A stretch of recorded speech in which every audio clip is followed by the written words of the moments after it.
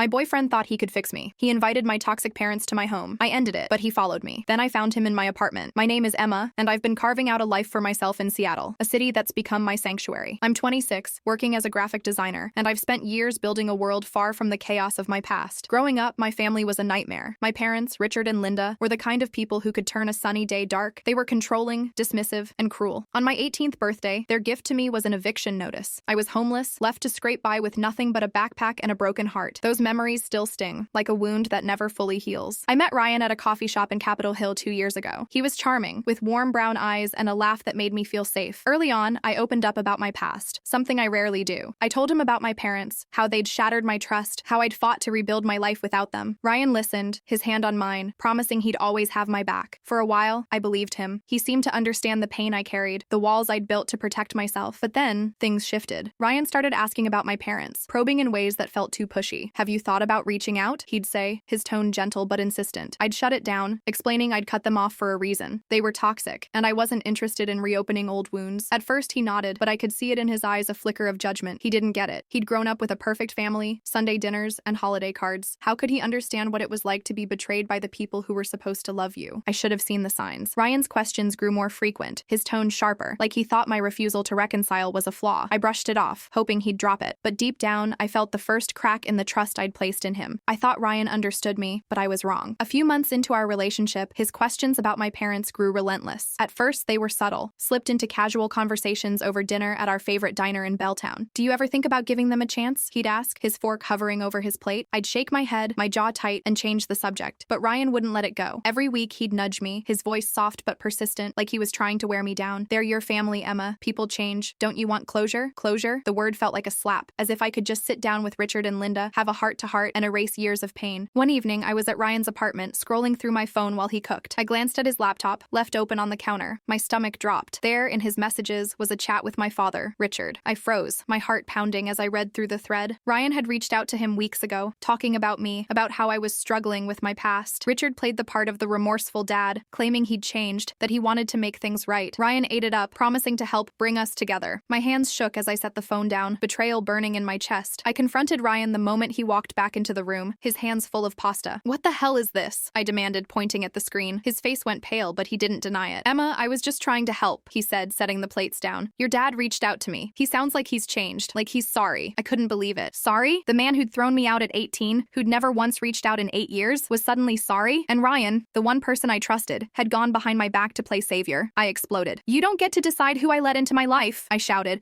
my voice shaking. "I told you they're toxic. I told you I'm done with them." Ryan stood there, hands raised like he could calm me down. "I just thought if you talked to him, you'd see he's not the monster you think he is," he said, his voice infuriatingly calm. Monster? That word didn't even begin to cover what my parents had done. I was on the verge of ending it right there, but Ryan begged me to stay. "I'm sorry," he said, his eyes pleading. "I won't bring it up again. I promise." Against my better judgment, I believed him. I wanted to believe he'd respect my boundaries, but deep down, I knew that promise was as fragile as glass. I thought Ryan's promise meant something, but it was a lie. A month later, I came home to my apartment in Capitol Hill after a long day at work, my shoulders heavy with exhaustion. I fumbled with my keys, eager to collapse on the couch with a glass of wine. But as I pushed the door open, my heart stopped. There, sitting on my living room couch, were my parents, Richard and Linda. Their faces were stiff, their eyes scanning my apartment like they owned it. The air felt thick, suffocating, like the walls were closing in. My past, the one I'd fought so hard to escape, was right there in my home. I froze, my bag slipping from my shoulder to the floor. "What the hell?" I whispered, my voice barely audible. Richard stood up, his hands clasped together like he was about to deliver a sermon. "Emma, we just want to talk," he said, his voice calm but dripping with that old, manipulative tone I knew too well. Linda nodded, her lips tight, like she was doing me a favor by being there. I couldn't breathe. My eyes darted to the kitchen, where Ryan stood, leaning against the counter, watching me like he'd just pulled off some grand gesture. "You did this?" I hissed, my voice trembling with rage. Ryan stepped forward, his hands raised like he could defuse the bomb he'd just ignited. "Emma, please, just hear them out," he said, his tone infuriatingly gentle. "They want to make things right. I thought this could help you heal." Heal? The word was a knife to my chest. He thought he could fix me, like I was some broken toy he could glue back together. My hands clenched into fists, nails digging into my palms. "No!" I snapped, my voice rising. "You don't get to decide what I need." I turned to leave, my heart pounding so hard I thought it might burst. But Ryan moved faster, stepping in front of the door, blocking my way out. "Emma, just listen to them for 5 minutes," he pleaded, his eyes wide with desperation. "You'll regret it if you don't." Regret? The only thing I regretted was trusting him. My vision blurred with tears of anger and fear, the room spinning around me. I shoved past him, my hands slamming against against his chest. "Move!" I screamed. He stumbled back, startled, and I grabbed my keys from the floor. Richard called after me, "Emma, don't do this!" But I was already halfway out the door. I sprinted to my car, my hands shaking as I jammed the key into the ignition. The engine roared to life, and I peeled out of the parking lot, my breath coming in short, panicked gasps. I didn't know where I was going, just that I had to get away. My phone buzzed relentlessly as I drove. Ryan's name flashed on the screen, call after call. I ignored it, my hands gripping the wheel so tightly my knuckles turned white. After a dozen missed calls, I pulled over in a quiet lot near Lake Union, my chest heaving. Against my better judgment, I answered, "Emma, I'm so sorry." Ryan's voice came through, thick with regret. "I didn't mean to hurt you. I thought this was what you needed. I thought if you could just talk to them, you'd find peace." Peace? He didn't know the first thing about my pain. "You betrayed me," I said, my voice low and shaking. "I told you I wasn't ready, and you ambushed me in my own home." I know, he said quickly, his words tumbling over each other. "I messed up. I just wanted to help you move forward. For us. For our future." Our future? The audacity made my blood boil. "There is no us right now," I snapped. "I need space, Ryan. Don't call me. Don't text me. Just leave me alone." I hung up before he could respond, my hands trembling as I tossed the phone onto the passenger seat. The silence in the car was deafening, but for the first time that night, I felt a flicker of control. I wasn't sure what came next, but I knew one thing. Ryan had crossed a line, and I wasn't sure I could ever trust him again. 2 weeks of silence followed that night. I spent those days trying to piece myself back together, avoiding my apartment as much as I could. Seattle's rainy streets became my refuge, the patter of rain on my umbrella a small comfort. Ryan's betrayal lingered like a bruise, tender and raw. I missed him, the old him, the one who'd made me laugh until my sides hurt. But that Ryan felt like a ghost now, replaced by someone who thought he could rewrite my past. His texts kept coming, one after another, begging to meet, to talk, to fix things. Against my better judgment, I agreed to meet him at a park in Fremont, hoping for closure, maybe even an explanation that made sense. The park was quiet that afternoon, the air crisp with the scent of wet grass. A few joggers passed by, their footsteps soft against the gravel path. I sat on a bench at the far end, my arms crossed tightly, my heart pounding as I saw Ryan approach. His hair was messier than usual, his eyes shadowed with exhaustion. He looked like he hadn't slept in days, and for a moment, I felt a pang of pity. But then I remembered my parents in my living room, the panic that had clawed at my chest, and the pity vanished. "Emma," he started, sitting beside me, his voice low and careful. "I'm so sorry. I never meant to hurt you." He stared at the ground, his hands clasped tightly together. "I thought I was helping, bringing your parents there. I thought if you could just talk to them, you'd find some peace." Peace. There was that word again, like he thought he could hand it to me on a platter. I stayed silent, my jaw tight, waiting for him to dig himself deeper. "I know I overstepped," he continued, his voice shaking slightly, "but I've seen how much your past hurts you. It kills me, Emma. I wanted to be the one to help you move on, to let go of all that pain." His words sounded sincere, but they were laced with something else, selfishness. He wasn't doing this for me. He was doing it to feel like the hero, the one who fixed me. My stomach twisted, anger bubbling up. "You don't get to decide how I heal," I said, my voice steady but sharp. "You don't get to invite my parents into my life and call it help. That was my choice to make, Ryan, not yours." He flinched, his eyes meeting mine, pleading. "I know," he said quickly. "I get that now. I love you, Emma. I just thought if you could forgive them, we could have a future without all this baggage." Baggage. The word hit like a punch, reducing my trauma to something he could tidy up and toss aside. "Baggage?" I repeated, my voice rising. "My pain isn't something you can just fix with a family reunion. You don't know what they did to me, what it took to survive them. You don't get to decide when I'm ready to let go." My hands shook, but I kept going. "You went behind my back, Ryan. You betrayed me." He leaned forward, his face desperate. "I wasn't trying to betray you," he said.